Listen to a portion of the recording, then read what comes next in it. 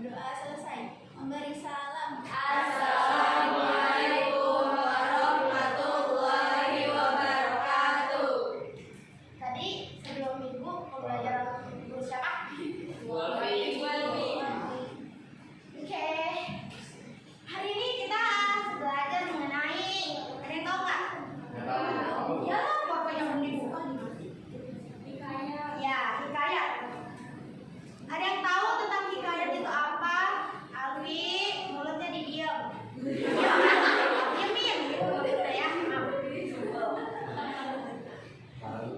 gimana?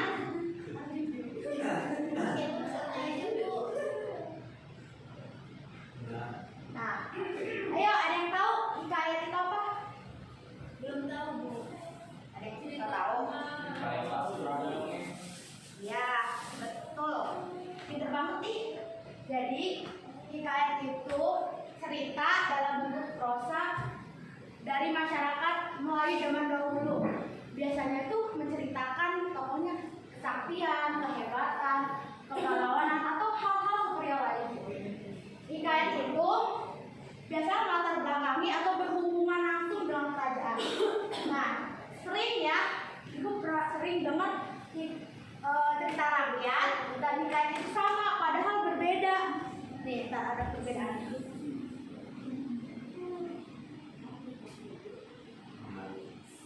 Bentar. Nah, sih kelihatan nggak sih? Tahu. Ya, kan ibu tuh coba.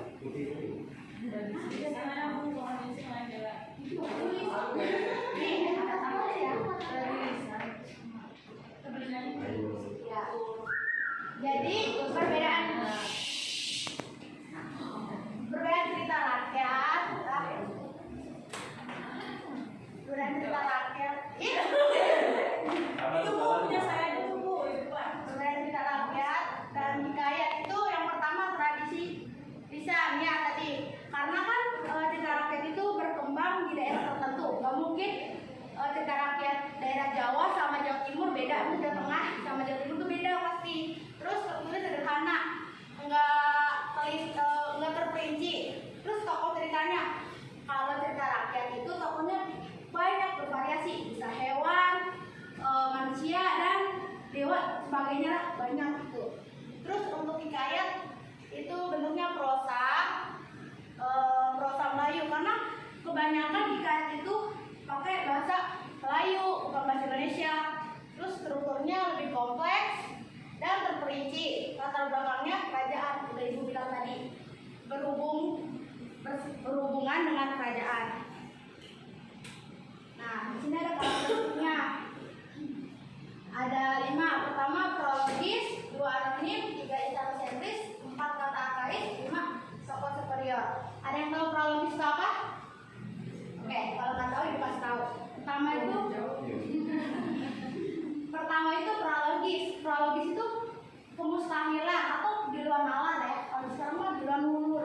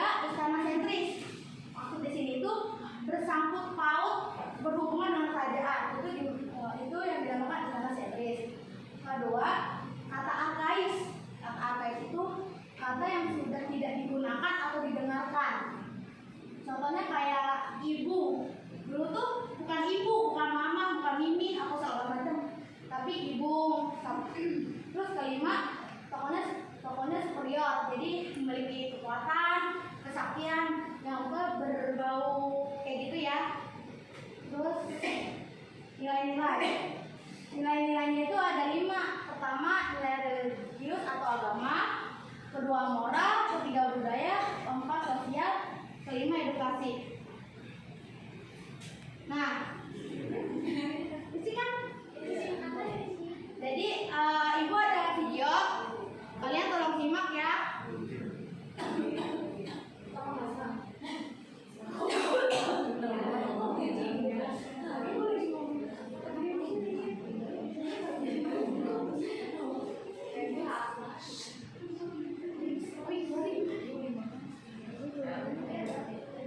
Ini minta tolong laptopnya. Oh, ya udah. Sorry, makasih ya. Nah, didengerin ya, videonya disaksikan.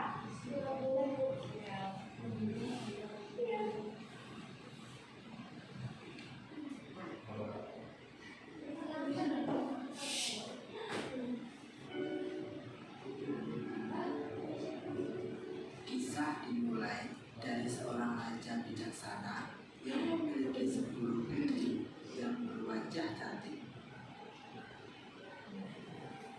Dikarenakan istri raja telah meninggal seusai melahirkan anak bungsu, maka ke-10 putri dijaga oleh pengasuh kerajaan.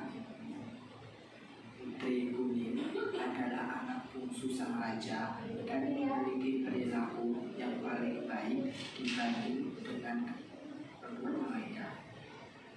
Pada suatu hari, raja akan pergi ke kerajaan lain untuk menemukan bayi akan kerajaan. Sebelum pergi, raja mengumpulkan semua putri untuk menentukan oleh-oleh apa yang diinginkan mereka. Kesembilan anak perempuan raja menginginkan oleh-oleh yang mahal dan mewah seperti perhiasan. Sedangkan putri Kuning hanya meminta ayahnya agar kembali dengan selamat. Sepeninggalan raja untuk berkunjung ke kerajaan lain, perilaku ke-9 anak perempuan semakin buruk dan nakal hingga membuat para pelayan kewalahan. Berbeda dengan kakak perempuan lainnya, Putri Kuning sangat rajin mengurus taman kesayangan ayahnya. Melihat perilaku Putri Kuning tersebut, kakak perempuannya malah meledeknya. Akhirnya, sang raja pulang. Namun, hanya Putri Kuning yang menyambut raja dengan perasaan gembira. Walaupun tidak meminta oleh-oleh, raja tetap memberikan kalung batu hijau yang cantik untuk Putri Kuning. Keesokan harinya, semua putri berkumpul untuk mendapatkan oleh-oleh dari raja. Putri Hijau iri melihat kalung berbatu hijau yang dipakai oleh Putri Kuning. Putri Hijau sempat meminta kalung batu hijau, tapi Putri Kuning menolak karena itu adalah pemberian dari sang ayah. Tidak tinggal diam, Putri Hijau mengadu ke kakak perempuan lainnya bahwa Putri Kuning mengambil barang miliknya. Tengkaran tak kunjung usai. Padahal, tengkaran ini hanyalah memperebutkan hal yang sepele, yaitu masalah kalung batu hijau.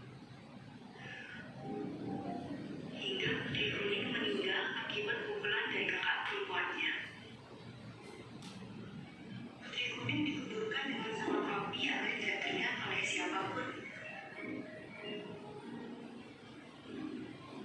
Raja merasa heran karena tak pernah melihat Putri Kuning selama beberapa hari terakhir. Sang raja akhirnya memerintahkan semua penjaga dan pelayan untuk mencari Putri Kuning. Namun hasilnya nihil. Raja dan para pelayan tidak menemukan kepergian Putri Kuning.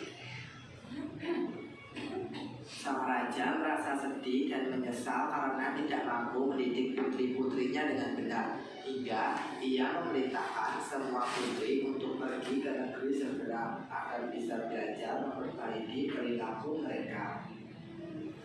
Suatu hari, di atas tanah yang menjadi kuburan Putri Kuning, tumbuh tanaman yang baru pertama kali dilihat oleh raja.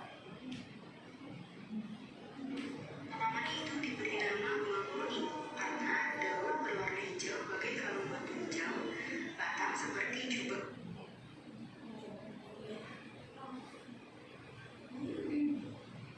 simak kan? Baru ya. Oke, jadi kita akan menganalisis karakteristik dari video berkemun ini. Tadi kan ada 5. Ada prologis, anonim, istana sentris, terus kata arkais, dan tokohnya punya superior. Nah, untuk pertama prologis. Adegan mana yang menunjukkan prologis itu terjadi? Yang nggak?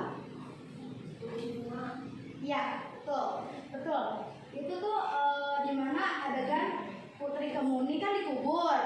Nah, terus gak lama tumbuh bunga yang menyimbolkan diri Kemuni sendiri. Dari gaun berwarna kuning yang melambangkan bunganya sendiri, kan bunganya putih kekuningan. Itu Kemuni sendiri, dan sifat baiknya baik hati, tidak sombong, terus menyayangi sesama. Itu Putri Kemuni. Dan warna hijau melambangkan dengan daun-daun. Itu jadi kemustahilan ada di tumbuhnya tanaman bunga di kuburan Putri Kemuni. Terus kedua, anonim. Ibu aja nggak tahu siapa yang buat, siapa yang menciptakan. Masa bukan menciptakan ini ya, maksudnya menciptakan hikayat itu, kita nggak tahu itu benar, disebut anonim. Kedua bersifat istana sentris. Ayo, adegan di mana yang ada yang bersifat istana sentris? Ya, ada gambar istana. Tadi ada gambar istana, betul. Terus mungkin ada yang kan disebutnya ada raja, berarti buat kerajaan dong. Iya, betul. Karena kan raja dipanggil di lingkungan kerajaan kan, nggak mungkin dong di pasar. Ada sih orang kerajaan lewat kan. Itu nggak mungkin yang jual raja, nggak mungkin. Hah? Namanya raja. Iya, masuk akal sih. Tapi bukan raja beneran. Terus abis itu kata arkais. Ada nggak kata arkais di sini? Iya, betul, nggak ada. Karena ibu nyarinya video yang modern biar nggak bingung. Ya, kata arkais kan udah nggak digunakan, terus nggak pernah didengar. Jadi kalau ditulis di sini mungkin bingung nih anak kayak kita generasi Z. Ya, terus kesaktian. Ada nggak adegan di mana tokohnya menunjukkan kesaktian? Sini. Ada nggak? Iya, nggak ada karena ini kurang menonjol. Cuma ibu ambil prologisnya yang biasanya itu di hikayat Hang Tuang. Nah, Hang Tuang itu menceritakan tentang sosok pemuda yang mempunyai kesaktian di tubuhnya yang kebal, terus juga dia mempunyai senjata yang benar-benar sakti. Nah, itu. Nah, kayak gitu. Ada yang mau ditanyakan? Ayo. Yaudah, kalau gitu ibu ngasih tugas ya. Kan kalian udah lihat nih, Ntar cari nilainya. Kan tadi nilai moral, agama, budaya, sosial, edukasi, dan estetika. Nanti cari ya. Masih lama kan waktunya? Bentar lagi deh, Bu. Oh, yaudah diusahakan dulu ngertiin dikit ya.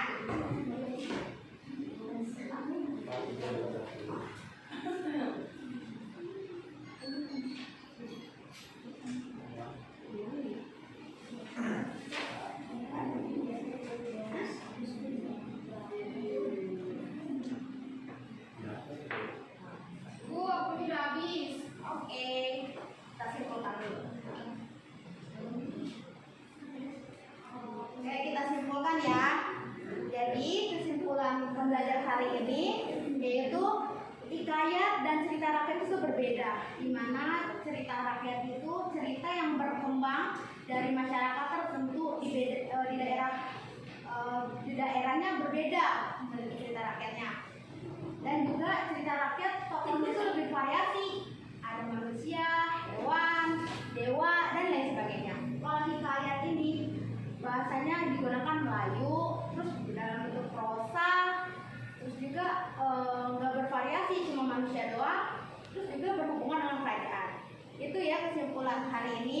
Paham kan? Ya, Bismillahirrahmanirrahim. Udah, karena